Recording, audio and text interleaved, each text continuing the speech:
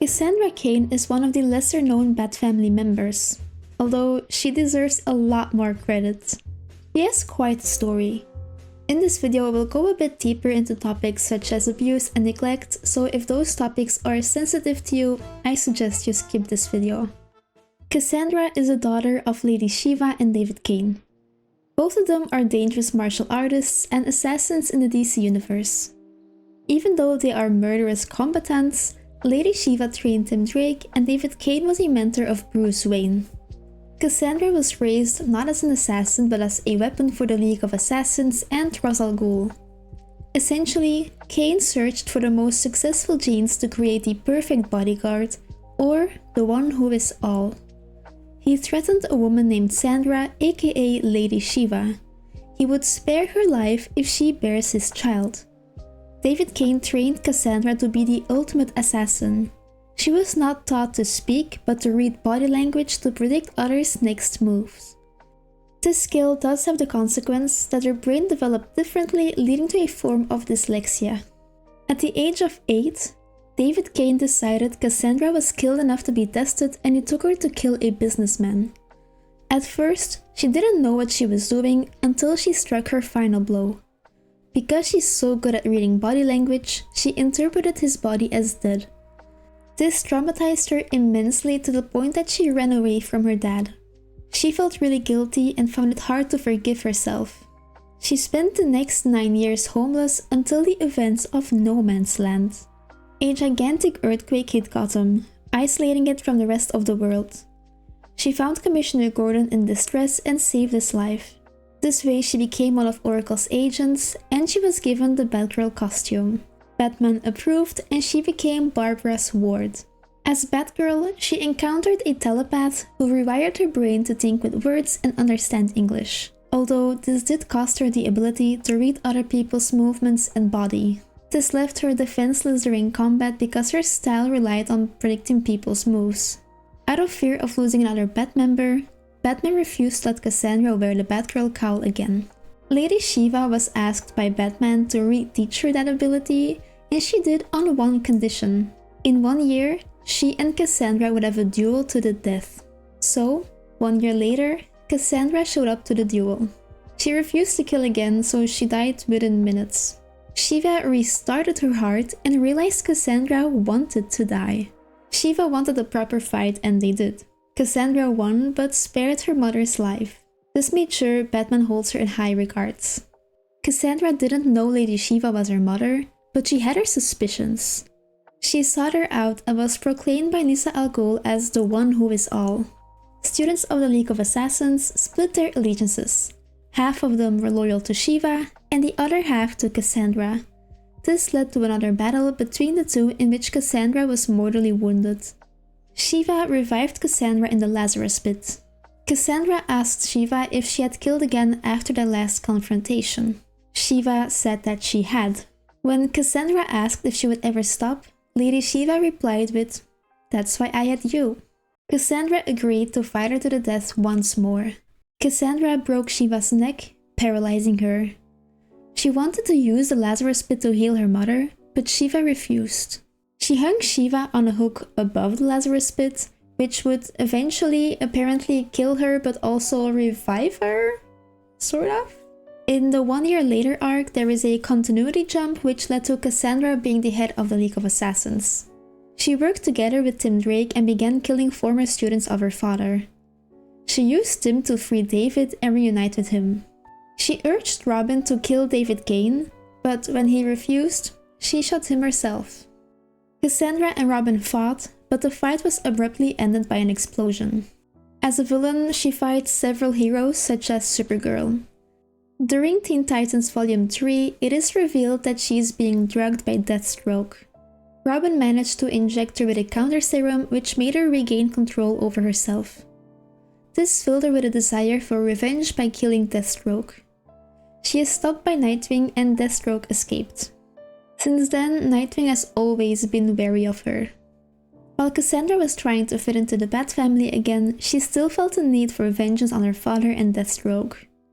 She tries to use a Batcomputer to find them, but is once again stopped by Nightwing. although she did discover a mystery woman while searching for David Cain. She found a half-sister who had tried to kill their father multiple times. They team up but are caught by Ravager, the daughter of Deathstroke.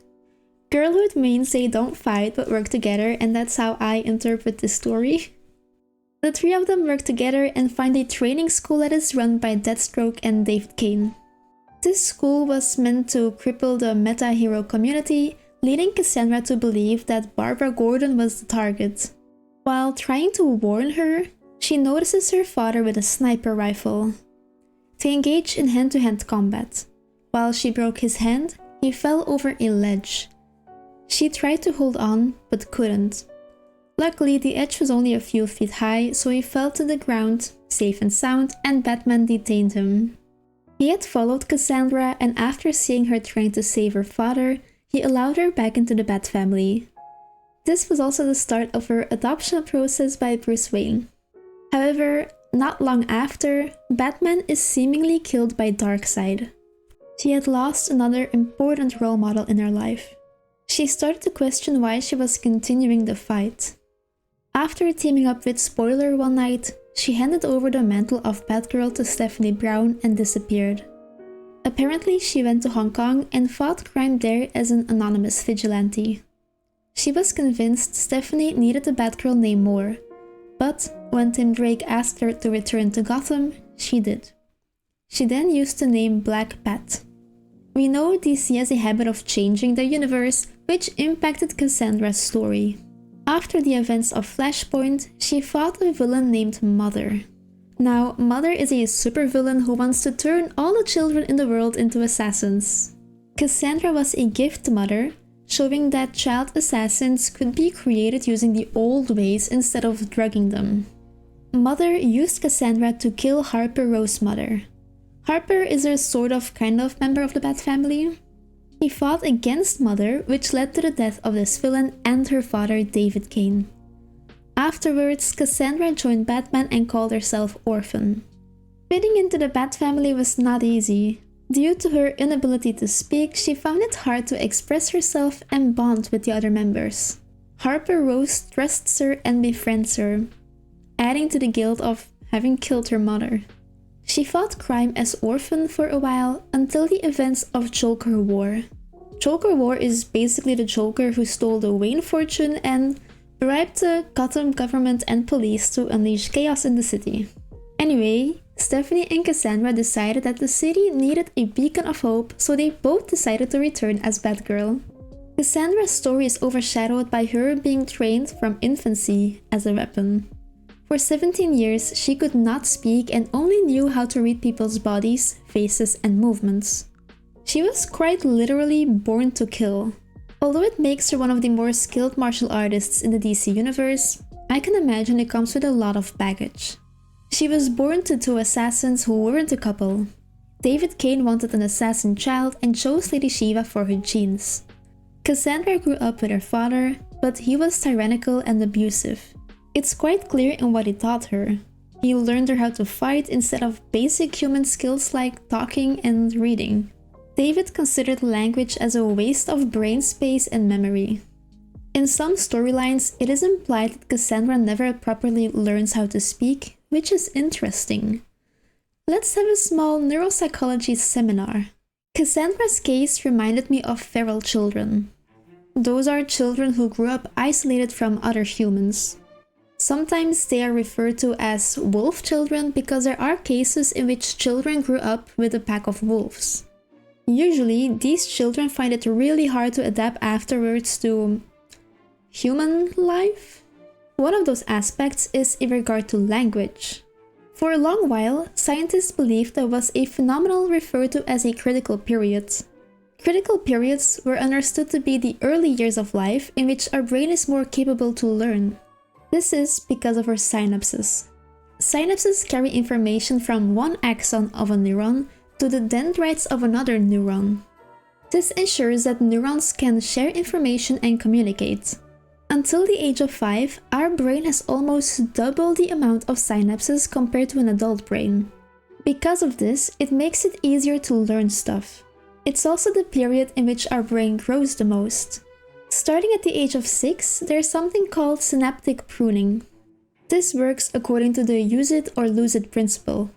Synapses that are being used will stay. Other ones will be eliminated until there's about an equal amount of synapses in the brain as in adults. In Cassandra's case, she wasn't really using the speech part of her brain, so those synapses eliminated themselves. Every brain part reaches this moment at a different time. For example, our visual cortex reaches this around the age of 7. However, our prefrontal cortex keeps losing synapses until the age of 20. Older research would stop there, but this is not the end of the story. There's more and more evidence of brain plasticity. This plasticity is almost a lifelong thing, and even as adults, we can still create new synapses when we learn new things or have new experiences. This experience-dependent neuroplasticity is really cool because it ensures that we all have a unique brain that's constantly changing and learning. Cassandra, for example, never learned how to talk. We just established that those synapses would just leave. But that's not completely true. Neurons and synapses adapt so they can use themselves for other functions. That way, Cassandra had an eye for detail, so maybe her visual cortex was better developed. But that doesn't mean she can never learn how to speak properly. She can, because of plasticity. Of course, it would be a whole lot harder, but it is possible. It would, however, come at the cost of her other skills that were overdeveloped. This is called the crowding phenomenon. Because her father didn't teach her how to speak, which is quite necessary to function as a regular human being, I think it's safe to assume he wasn't a very present father figure, and possibly not very loving either. Note that I don't have any evidence to prove that, it's just speculation. The same goes for Lady Shiva. Since Cassandra didn't know she was her mom, I assume that she was absent for most of her life. This makes me believe Cassandra suffered from child neglect. Because Cassandra is known to have scars all over her body because of her training, it's safe to assume her father used physical punishment as a way of teaching. This can fall under the term of abuse. Neglect is a broad term. It can contain parental substance abuse, poverty, family breakup, parental psychopathology, and caregiving deficits. All of these increase the vulnerability of psychopathology such as depression, anxiety, and much more. Child neglect is usually a chronic situation. For example, leaving kids unsupervised is usually something that happens more than once. The effects of neglect and abuse can be categorized in different categories, and first we will discuss the cognitive effects. It is found that children of neglect are less enthusiastic and get angrier during problem-solving tasks. They tend to have impulse control issues and seem to be less flexible and less creative when trying to solve a problem. Kids who were physically neglected, such as withholding food, scored the lowest on intellectual functioning and academic achievements. We see some of these behaviors in Cassandra, like when she's in crisis mode, she tends to focus on the here and now. She won't think much ahead, which can negatively impact her problem-solving skills. Not much is known about her academic life. Since she does learn quite quickly, I would assume her intelligence is normal. For example, Batman was able to teach her a code in a pretty short amount of time. In regard to moral development, children of neglect tend to engage in something called compulsive compliance. This means that negative behaviors are suppressed to comply to the demands of, for instance, parents. In other words, they will do as they're told without really resisting or showing that they may not really want to do that. We can see this in Cassandra when she was asked to make her first kill. She complied without resistance. It was only afterwards that she realized the severity of her actions. It's unclear to me how this manifests in her relationship with Batman. Maybe she genuinely wants to do everything Batman tells her to do. We don't know that for sure. Neglect and abuse also impact social development. I mentioned earlier that Cassandra found it hard to fit into the Batfamily, especially because she found it hard to communicate with them or express herself. Now, people who were neglected as a child tend to have social difficulties. They are more socially withdrawn, they tend to be unpopular, they have fewer friendships, and they have difficulties trusting others.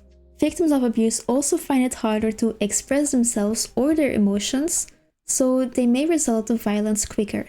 Although Cassandra experienced difficulties finding her place in this new family, She was able to grow some really beautiful friendships, especially with Tim Drake and Stephanie Brown.